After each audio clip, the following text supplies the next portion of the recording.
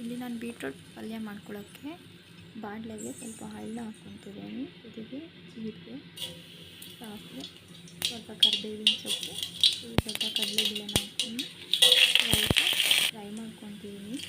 ಆಮೇಲೆ ಮೆಣಸಿನ್ಕಾಯಿ, ಕೊತ್ತಂಬರಿ ಸೊಪ್ಪನ್ನ ಹಾಕ್ಕೊತಿದ್ದೀನಿ. ಇದಕ್ಕೆ ಟೊಮೆಟೊ ಬೇಯಿಸಿದ್ದು ಕೂಡ ನಾನು ಹಾಕ್ಕೊಬೋದು ಅಂದ್ಕೊಂಡಿದ್ದೀನಿ. ಅದಕ್ಕೆ ಮುಂಚೆ ಶುಂಠಿ ಬೆಳ್ಳುಳ್ಳಿ ಪೇಸ್ಟ್ನ ಹಾಕ್ತೀವಿ, ಅದು ಹಾಕ್ತೀವಿ ಅಂತ ಹಾಕ್ತೀವಿ. ನೆಕ್ಸ್ಟು ಒಂದು ಬೀಟ್ರೋಟ್ನ ನೀಟಾಗಿ ಅದನ್ನು ಇದು ಮಾಡಿಬಿಟ್ಟು ಅದನ್ನು ಹುರ್ಕೊಂಡಿದ್ದೀನಿ, ಅದನ್ನು ಆ್ಯಡ್ ಮಾಡ್ಕೊತಿದ್ದೀನಿ.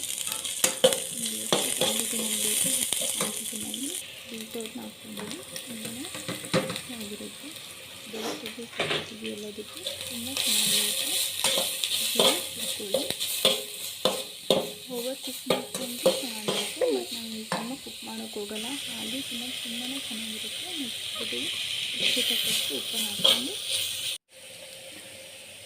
ಕೊಬ್ಬರಿನ ಸೇರಿಸಿದಾಗ ಕಾಯಿ ತುರಿನ ಹಾಕ್ಕೊಂಡು ಇನ್ನೂ ಚೆನ್ನಾಗಿರುತ್ತೆ. ಹಾಕ್ಕೊಂಡು ಒಂದು 2 ಮಿನಿಟ್ಸ್ ಫ್ರೈ ಮಾಡಿಕೊಂಡ್ರೆ ತುಂಬ ರುಚಿಯಾಗಿರೋ ಅಂಥ ಬೀಟ್ರೋಟ್ ಪಲ್ಯ ಚೆನ್ನಾಗಿರುತ್ತೆ. ಚಪಾತಿ ಜೊತೆ ಟೇಸ್ಟ್ ಮಾಡಿ ಎಲ್ಲರೂ.